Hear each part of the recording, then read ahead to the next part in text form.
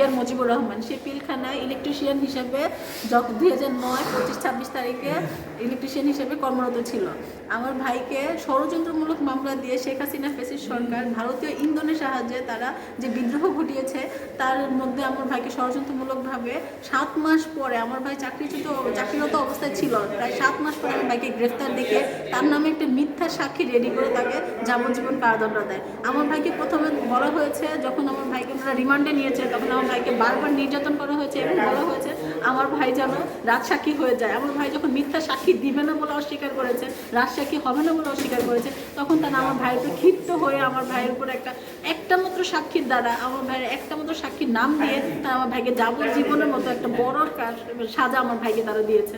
বর্তমান সরকারের কাছে আমাদের চাওয়া যে ফেসিস্ট সরকার যা করেছে, যেভাবে আমাদের জীবনটাকে ধ্বংস করে দিয়েছে 16 বছরের মাধ্যমে, সেই 16 বছরের ধ্বংস থেকে আমাদের উদ্ধার করা হোক, আমাদের মুক্তি দিয়ে আমার ভাইদেরকে যাবজ্জীবন সাজা থেকে রেহাই দিয়ে তাদেরকে অন্ততপক্ষে জামিনের আওতায় আনা হোক। তাদের নামে আরও যে সকল মিথ্যা মামলা রয়েছে, যেগুলো এখনও ঝুলন্ত অবস্থায় আছে কোর্টে, আমরা যার জন্য এত কষ্ট করতেছি, সেই মামলাগুলোকে আপনার বরখাস্ত করা হোক, ওগুলো থেকে আমাদের ভাইকে রেহাই দেওয়া হোক।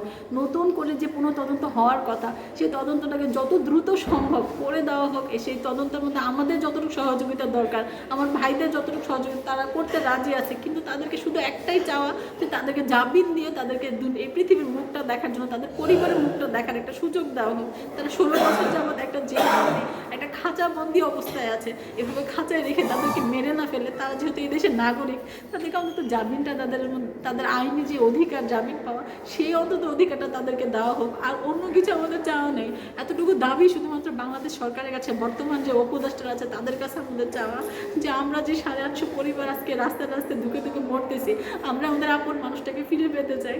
তাদেরকে মুক্তি না দেওয়া হোক, জামিনটা তো দেওয়া হোক, এটা তো আমাদের অধিকার, এটা তো আমাদের প্রাপ্য, এটাকে আমরা পেতে পারি না? আপনাদের সবার সহযোগিতা, মাননীয় উপদেষ্টা মহোদয়দের সহযোগিতা যদি তাদেরকে জামিনটা অন্তত দেওয়া হোক, তাহলে আমাদের বেশি কিছু চাওয়ার থাকবে না। তদন্ত হোক, যারা নাকি এই ঘটনা ঘটিয়েছে, যদি এদের মধ্যে কেউ সম্পৃক্ত থাকে তাও ধরা হবে, তাদেরকে তদন্ত করে তাদেরকে ইয়ার আওতায়, সাজার আওতায় আনা হোক, সেটা আমরা চাই।